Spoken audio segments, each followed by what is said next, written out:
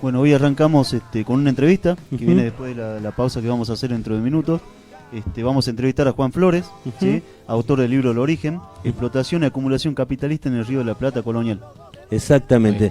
Interesante tema también porque a propósito hace un par de semanas se dio el encuentro de escuela, la escuela de historiadores. En realidad cada 2 años se hace a nivel nacional, y bueno, ahí Juan Flores estuvo presentando en Catamarca casualmente este libro, donde bueno, se reunieron todos los historiadores de todas las universidades del país. Pero bueno, a propósito de esa presentación que han hecho en Catamarca, queríamos tener la exclusividad acá en Historia en Disputa para presentar también este trabajo que es muy interesante, que habla de los orígenes casualmente de lo que hoy conocemos como Argentina. Las jornadas interescuela. Las jornadas interescuelas de historia. De historia, así es. Bueno, como habíamos anticipado, en estos días estábamos haciendo bastante publicidad por la entrevista que tenemos con el compañero Juan Flores, que es el autor del libro El Origen, explotación y acumulación capitalista en el Río de la Plata colonial. Bueno, vamos a contar, antes de entrar de lleno a hablar con Juan. Juan es becario de CONICET y a su vez se desempeña como investigador en el Centro de Estudios de Investigación en Ciencias Sociales. Este organismo fue fundado en el año 2000. Ellos desarrollan colectivamente, a través del conocimiento científico, investigando la realidad argentina desde sus orígenes hasta la crisis actual. Sus grupos de investigación abordan a partir de la problemática económica, sociales y culturales el devenir de la lucha de clases en Argentina y las perspectivas de transformación revolucionaria.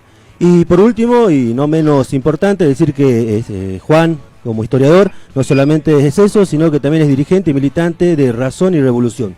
Bueno, ¿cómo estás, Juan? Hola, hicimos la presentación de donde están investigando, el trabajo que están haciendo, pero bueno, la idea que te convocábamos era para que nos cuente de qué se trata. Primero, en general, primero que nos cuente qué vienen haciendo ustedes como grupo de investigación, sobre todo en la cuestión de historia.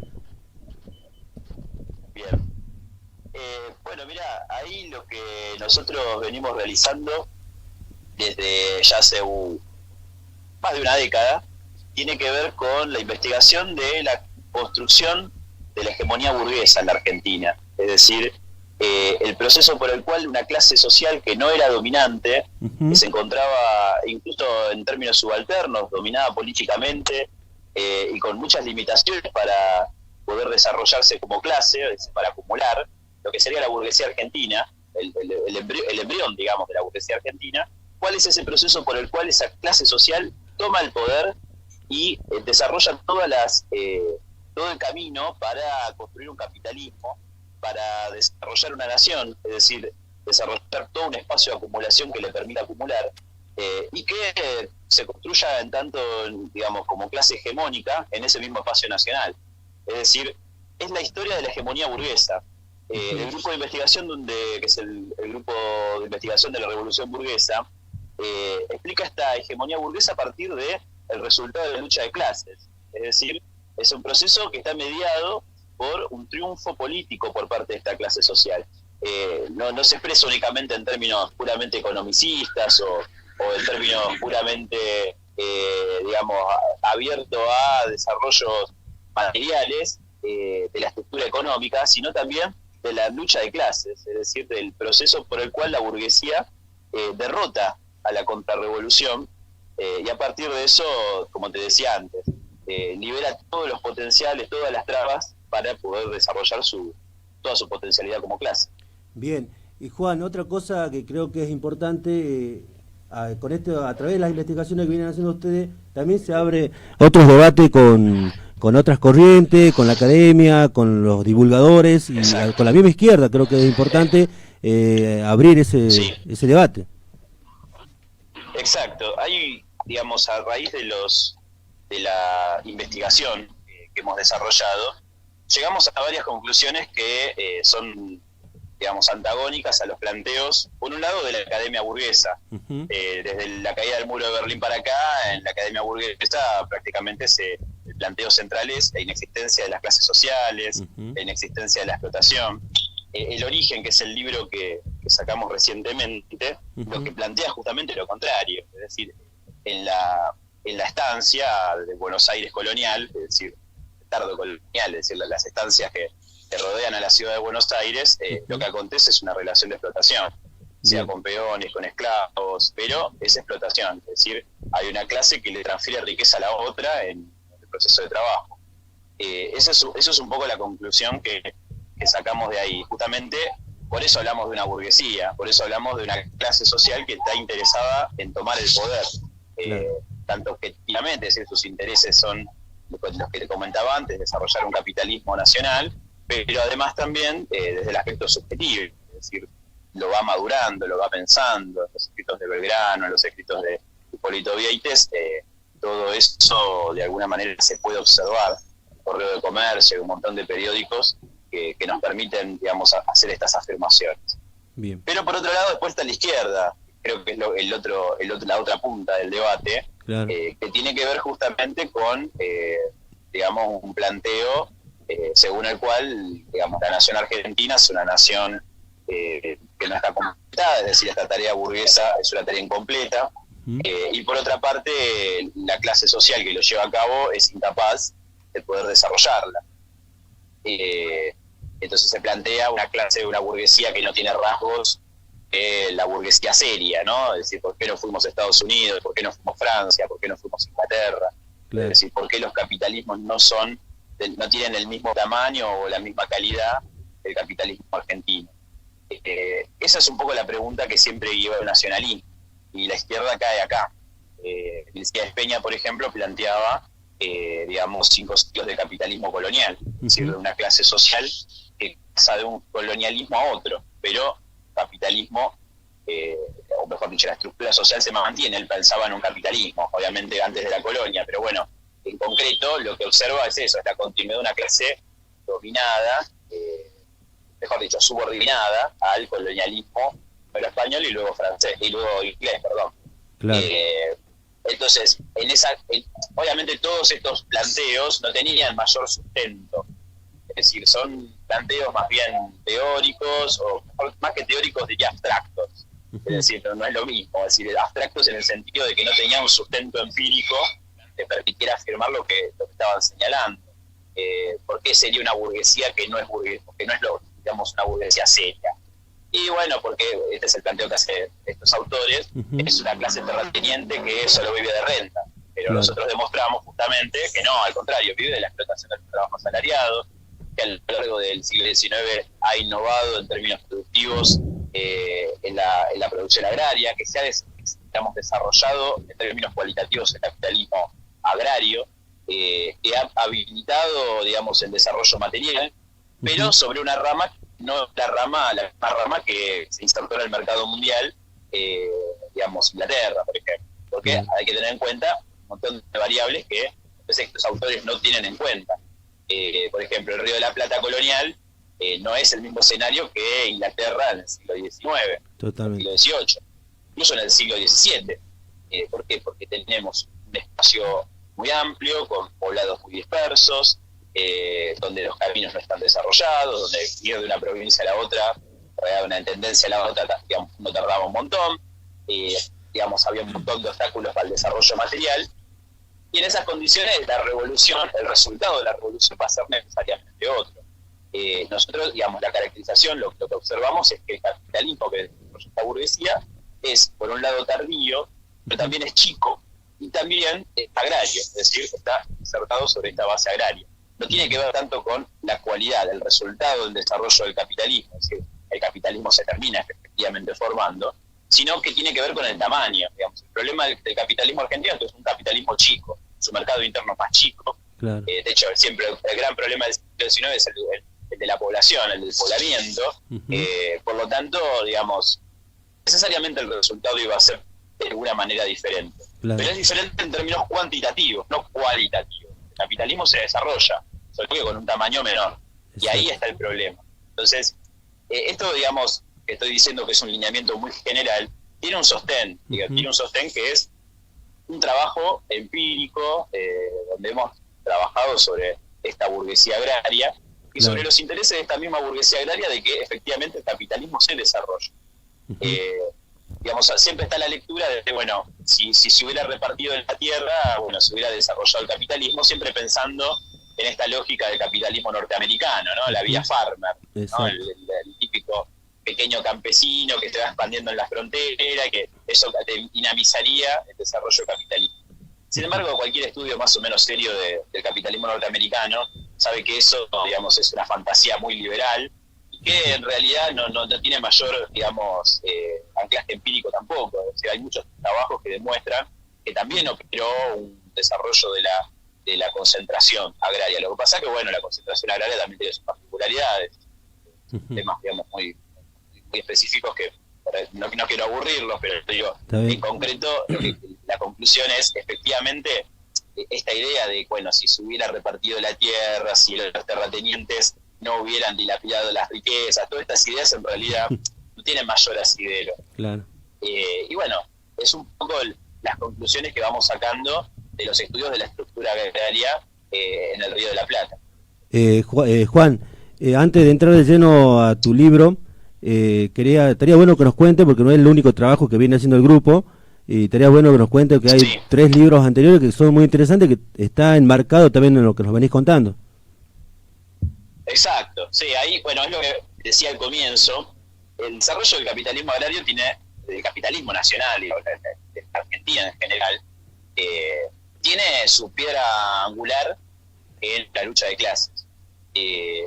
Los libros que vos estás mencionando, La Contra, Hacendados en Armas, El Rey y Monopolio, con todos los materiales que anteceden al origen, son libros que lo que demuestran justamente es el bando revolucionario y el bando contrarrevolucionario. Es decir, cómo dos clases sociales se organizan según sus intereses objetivos de clase. Ahí, bueno, obviamente, Hacendados en Armas es un estudio que demuestra, en cuestión de la burguesía y su desarrollo como clase, cómo estos hacendados, que son hacendados de la campaña de Buenos Aires, eran del poder político, es decir, se encuentran por fuera de la cúspide del poder político del Estado, y entre 1806 y 1810 vulneran el poder político, se hacen de él, es decir, aprovechan una situación de quiebra política del Estado. Ustedes piensen en 1806 que el Estado, digamos, el Estado colonial no puede garantizar ni siquiera la defensa material y militar de la ciudad de Buenos Aires. Y en esa coyuntura, bueno, no solamente es una quiebra económica, material, sino sobre todo política, porque es la clase dominante la que no puede garantizar la defensa más general de la ciudad de Buenos Aires. Y en esa coyuntura, obviamente, se abren muchas perspectivas. Y hay una perspectiva que más o menos no puede, digamos, datar a partir de la construcción del armado del cuerpo de patricios, que es justamente la organización revolucionaria de esta clase social. Porque lo que tenemos es una clase que venía siendo, digamos, perjudicada en muchos sentidos, desde la operación del monopolio. El monopolio es un sistema comercial que no permite la valorización del cuero, por ejemplo. Luego también, digamos, sin fines de trabas, un montón de trabas, por ejemplo, para la apropiación de tierras, hay un montón de trabas para el desarrollo de la proletarización, hay un montón de trabas para poder disponer de riquezas en función del desarrollo material, agrario de lo que era el virreinato del Río de la Plata. Piensen tan solo en la cuestión de dónde va a parar la plata de Potosina, ¿sí? Es decir, va a reproducir a la nobleza feudal que está en España, es decir, es un montón de riqueza dilapidada a través de lo que sí es una vía colonial de explotación. Entonces, en toda esa coyuntura, esta clase social, digamos, se organiza de forma revolucionaria. Ahí vemos claramente los ejemplos desde Hipólito Vieques hasta Cornelio Saavedra, es decir, son personajes que son hacendados, que tienen su riqueza, digamos, toda su riqueza la podemos observar en la forma de estancias.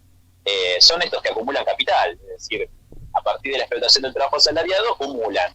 Bueno, básicamente lo que estos personajes hacen es organizar, poner de su bolsillo, digamos, para el armado de la población, ¿sí? Incluso Pueyrredón, si bien no era, digamos, inicialmente integrante, digamos, del cuerpo de patricios, era más bien, organizó otro cuerpo que se llama el cuerpo de húsares.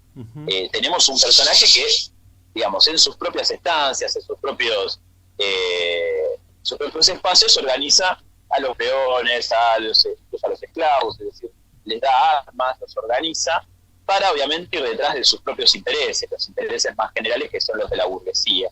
Y en esa coyuntura, digamos, uno puede observar cómo, sobre todo luego de la caída del rey, de Fernando VII, cómo se va polarizando cada vez más el juego. O sea, vamos a ver cómo se organiza no solo militarmente esta clase revolucionaria, sino también la clase contrarrevolucionaria, claro, y cómo se van a ir, digamos, oponiendo, digamos, de una manera antagónica, de una manera cada vez más radicalizada, más exacerbada. Pensemos que estos contrarrevolucionarios eran justamente los defensores del monopolio, era la iglesia, era la burocracia colonial, es decir, todos estos elementos que justamente sus intereses dependen de defender el orden social establecido. Ese enfrentamiento obviamente llega a su momento crítico en 1810, pero lo podemos ya observar cómo se va armando desde 1806, es decir, cómo justamente este dinamizador de las situaciones inglesas marca un quiebre político del Estado. Y ni hablemos cuando cae el rey, ¿sí? O sea, hay una polarización cada vez más exacerbada. Luego incluso viene el virrey Cisneros como enviado a tratar de poner un poco de orden, y toda su correspondencia marca cómo hay dos bandos claramente enfrentados y que son dos posturas irreconciliables. Entonces, estos tres libros en particular, Hacendados en Armas, que analiza el partido revolucionario, lo que sería el cuerpo de patricios, sí, pero también Dios, Rey y Monopolio, que analiza justamente lo contrario, la contrarrevolución a partir de la organización de los comerciantes monopolistas. Estas dos organizaciones pugnan por el poder político del Estado. Claro. En la academia se dice mucho de que hay un vacío de poder, ¿no? Se cayó el rey y hay que ver cómo lo reemplazamos. Claro. En realidad acá lo que vemos es todo lo contrario, son dos fuerzas que pugnan para tratar de llegar al poder del Estado. Y no por una cuestión por el poder mismo, sino porque entienden que a través del poder político del Estado es como se pueden desarrollar las transformaciones, me refiero obviamente a la burguesía. Entonces, son libros que marcan un poco cómo la dinámica de este desarrollo capitalista que hablaba previamente está atado a los resultados de la lucha de clase. Bien. Juan, ahí tenemos unas preguntas de unos oyentes, a ver si nos puede ayudar, y después sí entremos a hablar de tu libro, por favor. Bien, Juan, dale, por favor. Son dos preguntas. La primera, nos preguntan si en la colonia se traslada el feudalismo a América como modo de producción y por qué. Sí, a ver, a diferencia de lo que Este obviamente es el planteo, el debate de los modos de producción en América Latina, ¿no? Usualmente el estalinismo ha hablado de feudalismo, la colonia. Otros autores han hablado de capitalismo, como dije previamente, Mercedes Peña, por ejemplo, capitalismo colonial. Claro. Pero el estalinismo, por ejemplo, siempre ha dicho, bueno, acá predomina el feudalismo. Se ha trasladado. Obviamente, lo que ellos observaban al hablar de feudalismo era una suerte de señores feudales operando, por ejemplo, en la clase terrateniente porteña. Esto en realidad es un abordaje un poco superficial del problema. Nosotros hablamos sí del feudalismo, pero porque lo que observamos es un montón de relaciones sociales, entre ellas estas que te estoy diciendo, las relaciones capitalistas que están subordinadas al colonialismo y al feudalismo español, claro, pero cuya función es la de reproducir una clase social feudal en la metrópoli. Es decir, toda esa riqueza que producen todas estas relaciones sociales tienen por última instancia la reproducción del feudalismo. Entonces uno habla de más que modo de producción a secas, habla de una transformación económico-social. ¿Por qué? Porque hay distintas relaciones sociales donde unas se subordinan a las otras. Acá tenemos esto, ¿sí? De todas maneras, es cierto que hay relaciones de tipo más feudal en la América Latina, digamos. Por ejemplo, estoy pensando en la encomienda. La encomienda se dice que sería como una relación medio típica o exclusiva de América, pero en realidad está prefigurada en el derecho feudal español, o lo que yo diría español, ¿no? Para castellano. Claro, y en todo eso, digamos, uno lo que puede observar es justamente que son relaciones que se inventan en América Latina, pero que, insisto, toda su función última es la de reproducir feudalismo a nivel más general. Por eso justamente se tiene que levantar la burguesía, porque todo eso obtura el desarrollo capitalista. Esa es un poco la caracterización que podemos hacer a través del análisis de las relaciones sociales en el conjunto del mapa. Y había una segunda pregunta. Sí. La compañera que nos preguntaba es Natalia López, y había una segunda pregunta que ahí la lee Sebastián, y con eso ya, a ver, Seba. Bien, Juan, nos pregunta, ¿se pueden establecer diferencias entre las relaciones sociales o de producción entre el Río de la Plata y la zona del norte más relacionada con los Andes? Bien. Bueno, a ver, ahí hay muchas cosas. Sí, obviamente hay diferencias, pero también hay que verlo muy regionalmente. Por ejemplo, tenemos, digamos, personajes cuya reproducción social estaba atada a una prerrogativa del rey para tener, digamos, una serie de disponer de la mano de obra indígena. Estoy pensando, por ejemplo, en el Marquesado de Tosco, estoy pensando en Horacio Severo de Isasmendi, que tenía encomiendas, estoy pensando en los valles calchaquíes, claro, estoy pensando, digamos, en un montón de regiones que, bueno, tienen un poco estas condiciones donde hay una concesión de mano de obra indígena para, obviamente, disponer de su explotación. Ahí sí tenemos relaciones más de tipo, lo que nosotros caracterizamos relaciones feudales. Porque, bueno, efectivamente, provienen muchas del derecho feudal, obviamente tienen su aplicación sobre un escenario que puede tener algunas particularidades en relación a lo que fue, por ejemplo, el campesinado europeo, pero claramente, digamos, hablamos de una explotación ya que, digamos, no se puede pensar en términos capitalistas, a diferencia, por ejemplo, de las instancias que te estaba mencionando previamente. Después también, obviamente, tiene que ver mucho el tema de las comunidades indígenas, cómo caracterizarlas. En el Río de la Plata hay una particularidad. En el Río de la Plata me refiero ya a Buenos Aires. Hay una particularidad muy, muy importante, es que no tenemos comunidades que uno pueda caracterizar de campesinado o comunidades campesinas, como sí se puede pensar a lo mejor en la región andina. Claro. O cuando se habla de ailus, comunidades. Claro. ¿Por qué? Porque es una zona de reciente poblamiento donde tenemos migraciones, al contrario, digamos, las migraciones son el resultado de la desestructuración de todo ese mundo de comunidades, de todas esas comunidades, y donde justamente lo que se empieza a armar son, bueno, un poblamiento con pequeños productores más de tipo mercantil, pero que no responden a una comunidad campesina. Ese escenario, por lo tanto, es necesariamente diferente. ¿Por qué? Porque opera teniendo que proletarizar una mano de obra que no responde a una comunidad, necesariamente. Es, digamos, es una tarea más difícil allí donde sí está esta comunidad. Pensemos que la tarea del capitalismo es el proletarizar la fuerza de trabajo, es decir, el trabajador tiene que comprar y vender su fuerza de trabajo a cambio de un salario. Bueno, ¿es más fácil o es más difícil allí donde existe la comunidad? Bueno, uno tendería a pensar que si la comunidad está relativamente institucionalizada, digamos, tiene ciertas particularidades, bueno, debe ser más difícil. Porque obviamente se enfrenta contra este sujeto, que es el explotador que dispone de esas comunidades para poder, digamos, explotarlo por la vía más feudal, ¿no? Exacto. Lo que te decía antes, el Severo de Isasmendi, el Marquesado de Tosco.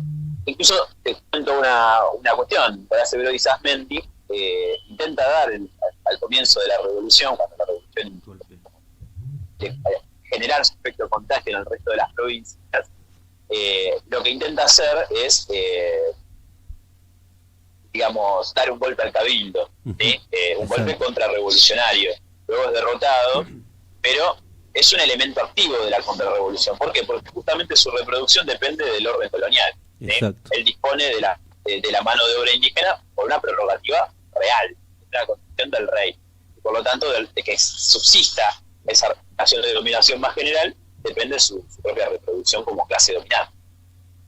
Bien.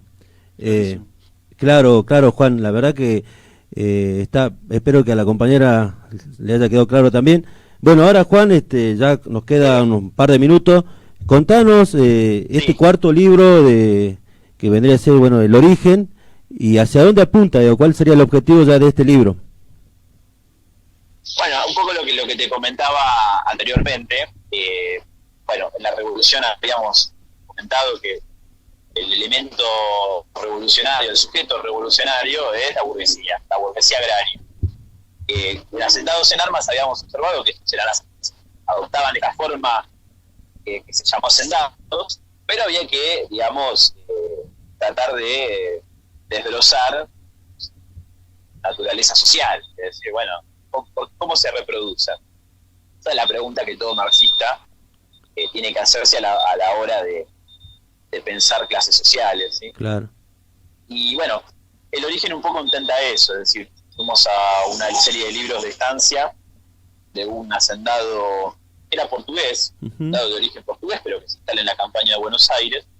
Es una estancia muy importante porque, digamos, es el núcleo de lo que luego será un complejo estancieril más grande, que incluso va a comprar Richard Newton, que es un estanciero muy importante ya promediando el siglo XIX. Sí, sí. Y cuando obviamente se desarrolla también la producción lanar, es decir, tiene una importancia central. Y luego lo que vamos a observar, en esas contabilidades de estancia es justamente la explotación. Hay un capítulo enteramente dedicado a ver cómo estos peones, estos esclavos, a través de su trabajo, que es algo que nos ha enseñado el marxismo, que el trabajo crea valor, es decir, es un elemento, si uno tiene que pensar dónde está el factor creador de ese valor, es es el mismo trabajo humano.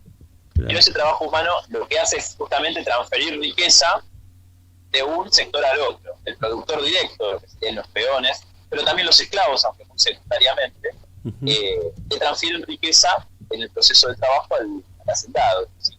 Esto está hecho a través de una cuenta muy meticulosa, no voy a andar en detalles, porque en todo caso lean el libro, porque puedo resultar un poco aburrido. Sí, pero sí, es un estudio muy riguroso que trata un poco de observar eso, es decir, esta transferencia, digamos, existió en la colonia, existió en el periodo tardocolonial, y justamente es lo que explica la existencia de clases sociales. La explotación, ya demostrar una relación de explotación, significa hablar de clases sociales. Claro. Hoy que en un contexto, como te decía al comienzo de la entrevista, donde la academia, por ejemplo, señala que no existen las relaciones de clase, donde incluso, no miento, es decir, se habla de reciprocidad, es decir, de relaciones. Esto es un esquema que obedece a una escuela histórica, una escuela de análisis más antropológica, que es el funcionalismo, donde, bueno, las relaciones estarían mediadas por un contenido reciprocitario. Y esto hay investigadores que se han animado sin ningún tipo de vergüenza a plantearlo de esta manera. Por ejemplo, hablando a fuentes que no lo permitan demostrar. Hay una fuente de un viajero que se llama Hudson, donde, bueno, él habla de su niñez y de cómo en las estancias la gente trabajaba por las miradas furtivas de las hijas del patrón. Sí, entonces hace una traspolación y dice, bueno, entonces significa que los trabajadores trabajarían por no sé, un convite, por, bueno, una invitación a disfrutar de una comida entre todos, o por las miradas furtivas de las hijas del patrón. Es una explicación reaccionaria. ¿Por qué? Porque justamente lo que trata de liquidar es la existencia de clases sociales, es la existencia de la lucha de clases, de explotación en general.